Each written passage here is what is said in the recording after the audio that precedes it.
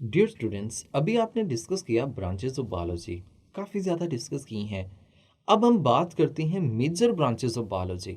Basically ये major तो नहीं है, जस्ट ओनली ऐसी है कि ओवरऑल ब्रांचेस को उन्होंने डिवीजन किया आपकी बुक पे। तो ये भी ब्रांचेस एज लाइक उसी की तरह हैं जैसे आपने पहले पढ़ा। तो इसमें सबसे पहले हमारे पास है मॉलिक्यूलर बायोलॉजी।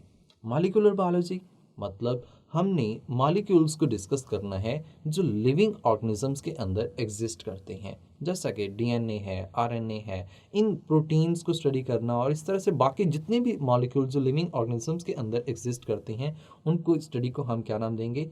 Molecular biology. लेकिन प्रॉपरली डिफाइन किया हुआ है इस तरह से, the study of the molecular structure of the organisms, their cells और the organelles of the cells, जितने भी यानी कि पार्ट्स हैं उन तमाम को मॉलिक्यूलर लेवल पर स्टडी करना क्या कहलाता है? मॉलिक्यूलर बायोलॉजी कहलाता है। नेक्स्ट हमारे पास है इन्वायरमेंटल बायोलॉजी। इन्वायरमेंटल बायोलॉजी या फिर हम इसे इकोलॉजी के नाम से भी मेंशन करते हैं, पीछे भी था, ये उसी के साथ आप इसे कंबाइन कर सकते हैं और एक ही डेफिनेशन इनकी बनती है। अब ऐसा कहते हैं the study of the relationship between the organisms and the environment. अब ऑर्गेनिज्म और इन्वायरमेंट इन दोनों के आपस में जो रिलेशनशिप है उसकी स्टडी को हमने क्या नाम दिया? इन्वायरमेंटल बायोलॉजी का नाम दिया। अब ऐसा भी कह सकते हैं कि ये जो इंटरेक्शन है ये ऑर्गेनिज्म और उसके ऑर्गेनिक और इनऑर्गेनिक इन्वायरमेंट के दरमियान में मौजूद होता है। इसकी स्टडी को हमने क्या नाम दिया? इस रिलेशनशिप इंटरेक्शन की स्टडी को हमने क्या नाम दिया? इन्वायरमेंटल बायोलॉजी का नाम दिया।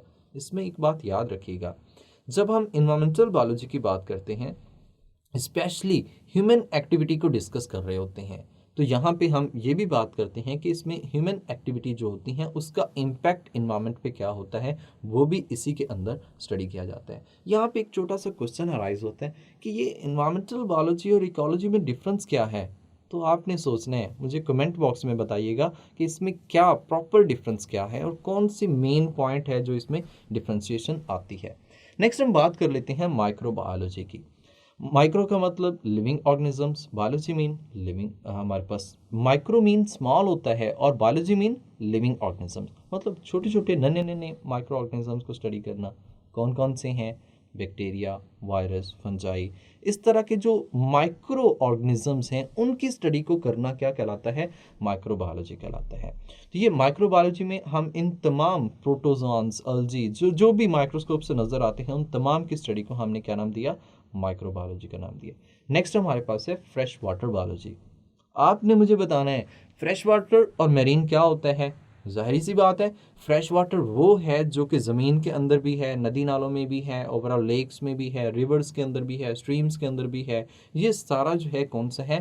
फ्रेश वाटर है। और अगर हम बात करें मेरीन वाटर की, तो मेरीन वाटर सिर्फ सी एंड ओशन की बात करते हैं जिसके अंदर साल्ट होता है। तो साल्टी वाटर के अलावा कोई भी वाटर मौजूद है वो सारे का सारा कैसा है?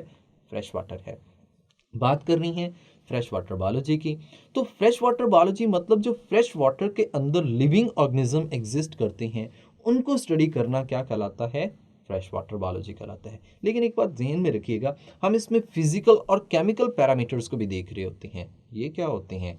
फिजिकली आप देख सकते हैं, क्या देख सकते हैं कि पानी कितना क्लियर है, उसमें कितना यानी कि मिक्सिंग हुई हुई है मट्टी की, किस तरह का नज़र आ रहा है, ये उसकी फिजिकल अपीयरेंस है। और अगर हम केमिकल की बात करें तो केमिकल में आप उसकी पीएच, न्यूट्रिएंट्स, बाकी चीज़ों को भी डिस्कस करते हैं कि वो किस तरह से हैं। तो फ्रेश वाटर बायोलॉजी में हम फ्रेश वाटर बॉडीज़ जो होती हैं उनकी पीएच, फिजिकल, केमिकल प्रॉपर्टीज़, इन तमाम को भी क्या कर रहे होते हैं? स्टडी कर रहे होते हैं। नेक्स्ट हमारे पास है मेरीन बायोलॉजी। मेरीन तो मैं आपको बता चुका हूँ कौन सा है, और जो मेरीन लाइफ है उसकी स्टडी को करना क्या कहलाता है? मेरीन बायोलॉजी कहलाता है। इसके अंदर भी हम फिजिकल और chemical parameters of sea and ocean जो है वो भी डिस्कस कर रहे होते हैं। ये हमारे पास मेरीन बायोलॉजी। नेक्स्ट हम डिस्कस करते हैं पैरासाइटोलॉजी। पैरासाइट क्या होता है? पैरासाइट हम उस ऑर्गेनिज्म को कहते हैं जो डिजीज कॉज करता है और होस्ट के अंदर रहता है और होस्ट के अंदर रहकर उससे फूड लेता है और उल्टा उसको नुकसान पहुंचाता है। मतलब इसमें दो चीज़ें हैं, क्या है? एक होस्ट है और दूसरा क्या है? पैरासाइट है। अब ये जो होस्ट और पैरासाइट का आपस में इंटरेक्शन, यानी कि पैरासाइट किस तरह से होस्ट में एंटर होता है, उसमें किस तरह से अपना लाइफ साइकिल चलाता है, किस तरह से डिजीज कॉज करता है, इन तमाम की स्टडी को हम क्या कहलाता है? पैरासाइटोलॉजी कहते हैं।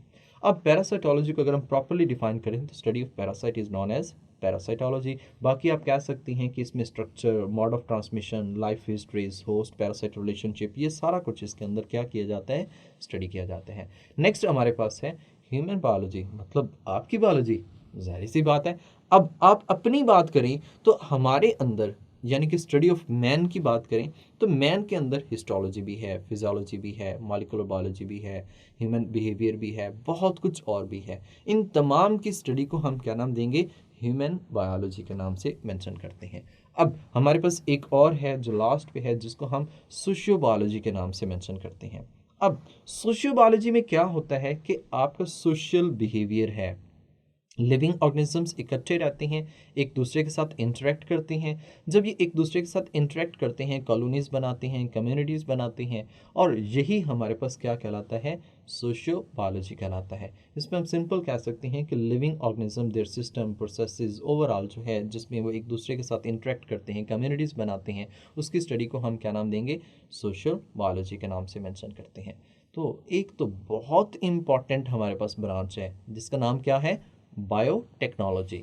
अब देखिए, बायो का मतलब क्या है, लाइफ, टेक्नोलॉजी मतलब टेक्निक्स, मतलब हम लिविंग ऑर्गेनिजम्स जो होते हैं उनके प्रोसेसेस को यूटिलाइज करते हैं, उनको एप्लीकेशन, उनको अप्लाई करते हैं, और उनसे हम मैन्युफैक्चर करते हैं और सर्विसेज इंडस्ट्रीज और इंसान को क्या करते हैं, फ़ायदा पहुंचाते हैं। सिंपल सी बात है, इसमें हम कहेंगे the use of living organism, their systems or processings in manufacturing and services industries to help the Mankind.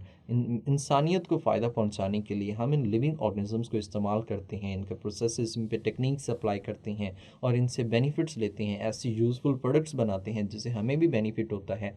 ये हमारे पास क्या कहलाता है, बायोटेक्नोलॉजी कहलाता है। और ये बहुत इंपॉर्टेंट शॉर्ट क्वेश्चन है, व्हाट इज़ बायोटेक्नोलॉजी। ओवरऑल अगर हम देखें तो ये हमारे पास एक लॉन्ग क्वेश्चन है। लॉन्ग क्वेश्चन में आप सारी ब्रांचेस को, अगर आपके पास टाइम है तो लिख सकते हैं, अदरवाइज वो सारी नहीं पूछता, चंद एक ब्रांचेस पूछते हैं, 4 या 5 या कोई भी, तो उसको आप एक्सप्लेन करेंगे। नेक्स्ट हम डिस्कस करेंगे लेवल ऑफ ऑर्गेनाइजेशन, ये क्या होते हैं।